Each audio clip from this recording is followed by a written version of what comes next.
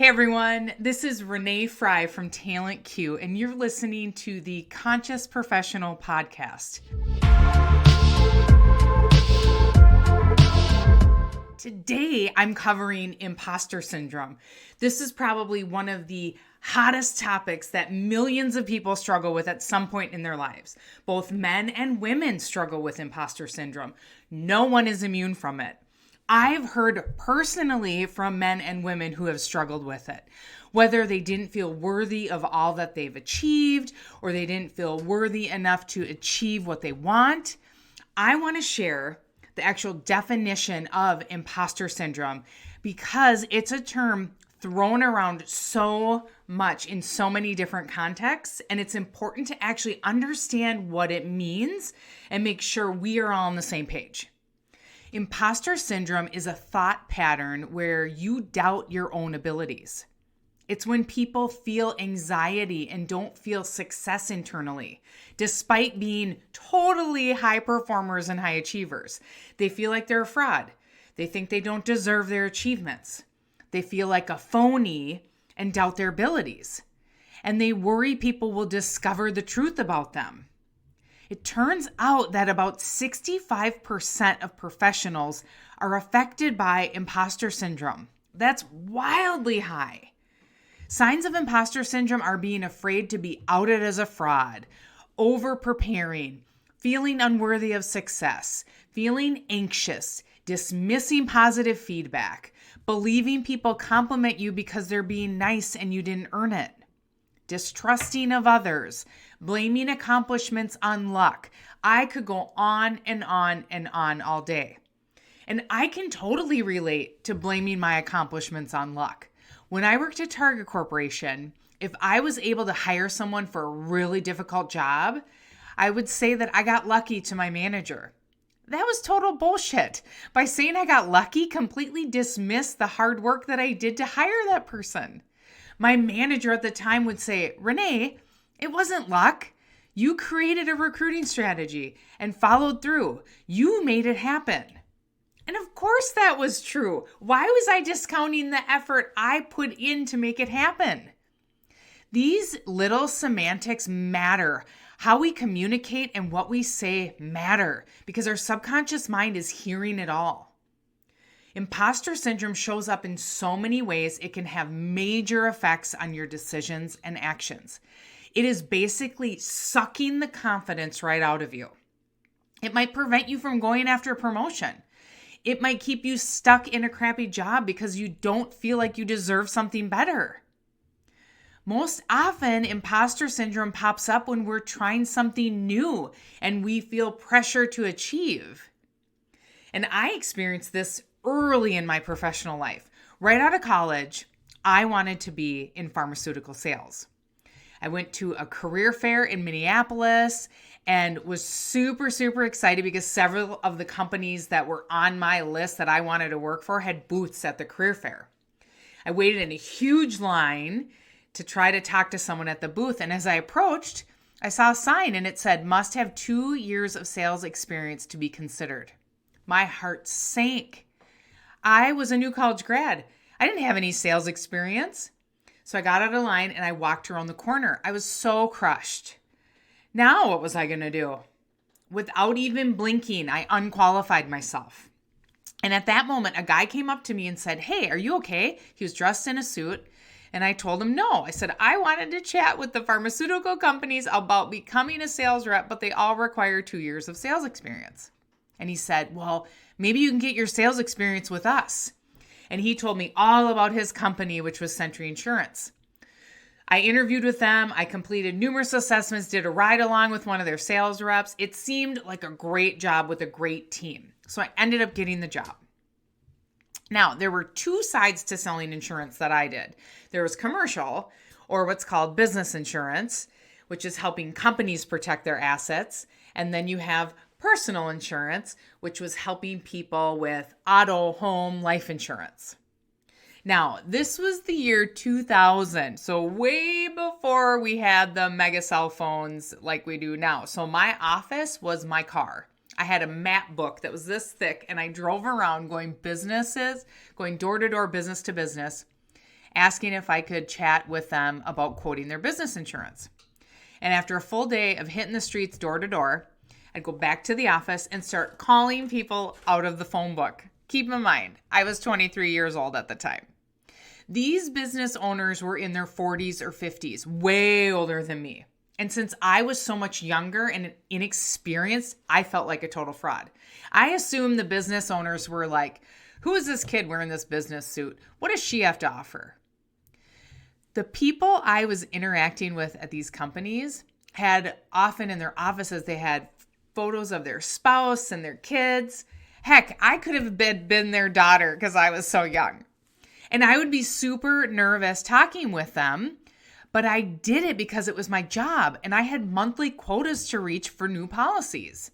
The funny thing is, I wouldn't talk any small talk with these people. I was all business. And looking back, that was so silly because business relationships are all about small talk and building relationships. It still makes me laugh today that my approach needed so much help. Why do we think we're imposters when we're just trying something new? We're truly not imposters. We're just actually learning. Or think about, say you got a huge promotion at your company and they gave you a fat raise on top of it. Most companies, when determining internal promotions, have entire leadership panels that gather to agree on who's getting promotion to approve all of them. There's often way more people involved than you think. And even though that entire leadership team agreed on your promotion, you even got a new higher title and you're making more money, but deep inside, yet you don't feel you deserve it. What the hell? What's going on here? Why do you feel undeserving when a whole group of people thinks you're incredible and agreed on your promotion? Is it because the spotlight is on you now? Is it because you lack self-confidence? Is it because you care so much what other people think of you? Is it because you may have stepped into some unknown where you're going to need to learn new skills and expand some skills to feel confident in your new role? Is it because you carry bullshit beliefs from your past? Is it because you don't feel worthy? I bet money it's all because of your beliefs about yourself and your monkey mind chatter going on inside your head. I'm going to share the 5 types of imposter syndrome that have been identified by Dr. Valerie Young, because all of us love categories and we want to know which ones we fit in. So the first one is perfectionist. Well, I'll go through all of them. There's the perfectionist, the expert, the soloist, the natural genius, and the superhero. And I'll walk through each one of them. See where they come up in your life. So perfectionists are focused on how something is done and will feel like a failure even if they make the teeny tiniest smallest mistake. They demand perfection in all areas of their life. Next is the expert. Experts are concerned about what or how much they know and can do. These ones feel like a failure even if they lack tiny knowledge of something. Soloists care about the who. They feel they can't take help from others if they want to be successful. They don't believe if they don't achieve success independently that they believe then they're unworthy. Natural geniuses measure their worth by how and when accomplishments happen in terms of ease and speed. They're ashamed to take extra time or the time to need to redo something. The superhero, or we could say superwoman or superman, they measure their accomplishments by how many roles they can juggle and excel in. So they're driven to succeed as a spouse, a parent, a friend, a daughter, a husband, a sister, a brother. And if they fail to navigate the demands of their roles, then they feel inadequate. Now you have a greater awareness of the categories of imposter syndrome. Whichever category you fall into, I've got some tools in my toolbox that can help you today immediately start to kick through this bullshit. The very first step to crush imposter syndrome is to be self-aware of when it's happening. Recognizing when you're experiencing it, that is step 1, awareness. Next, I teach my coaching clients all the time how to give themselves permission to do something. Yes, Just like in elementary school, when you needed to ask your teacher for a permission slip to leave your classroom, to walk down the hall, to use the bathroom. Think about the last time you felt like a fraud. Where were you? What setting were you in? What were you doing? Who were you with? What emotions surfaced? Why did these particular emotions show up? Now, you may not know why these emotions showed up, and that's okay. I want you to grab a pen and paper. I want you to write yourself a permission slip to allow yourself to feel good about your accomplishments. So if I was writing a permission slip, I would write, I give myself permission to feel good about the accomplishments I have achieved. You can write whatever you'd like that resonates with you. And you might want to go one step further and write, I earned it. So going back to the whole thing, my permission slip would read, I give myself permission to feel good about the accomplishments I've achieved, and I earned it. Saying this statement out loud immediately brings a smile to my face. The reason giving yourself permission, why it's so powerful and so effective, is because we live our whole lives asking for permission. So our subconscious mind immediately defaults. I can't have it. I can't do that. If I gave you permission, I know you'd go after it and get it. I want you to start giving yourself permission for everything you want. Start living with the belief that you can give yourself permission and get after it. To everyone listening, you have my permission to feel worthy of all of your accomplishments, every single one of them.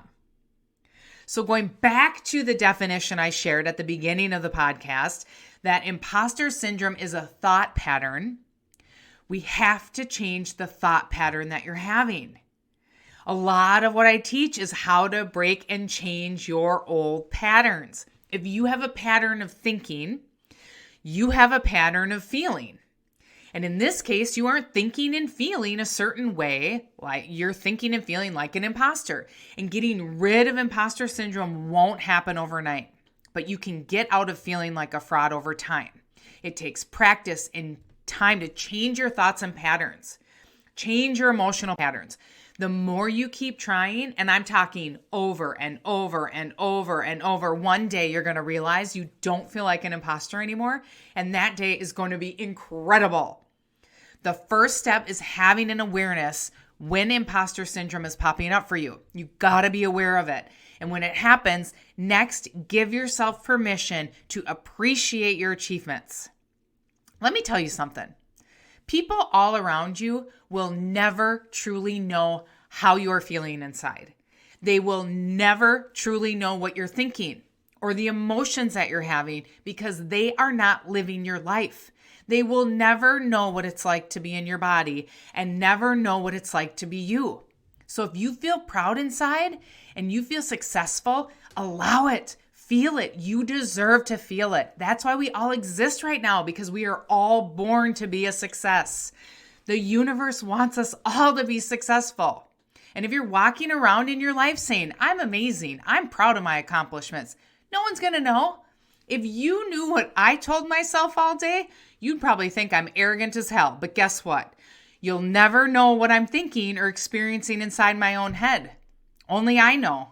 And if that gets me farther in life, which let me tell you, it definitely has, I'm going to keep on doing it. I firmly believe when you allow yourself to feel these elated emotions, you move to achieve greater things in the future. Everything will expand. Your happiness, your self-confidence, your self-worth, all of it will grow. If I had a magic wand, I'd instantly grant every single person in this world confidence. I truly would, because so many people lack self-confidence. It kills me to see people who aren't confident because it holds them back. Confident people feel worthy of their accomplishments. You deserve everything you have achieved. Relish in it. Let it soak in. Enjoy it. And remember, you have my permission to feel worthy of all of your accomplishments. So the key points from today's episode: start taking ownership of your accomplishments and believe that they're yours to keep. Understand that the past is a key indicator of the type of imposter syndrome you might struggle with. Feeling like an imposter comes from a pattern of thinking that you have the power to break and change. Thanks so much for listening, everyone. Please share this episode and go make one change to be better than you were yesterday. Live your life with intention. I believe in you. I'm on a mission to help as many people as possible. So if you would, please leave a 5-star review. See you next week. Cheers, everyone.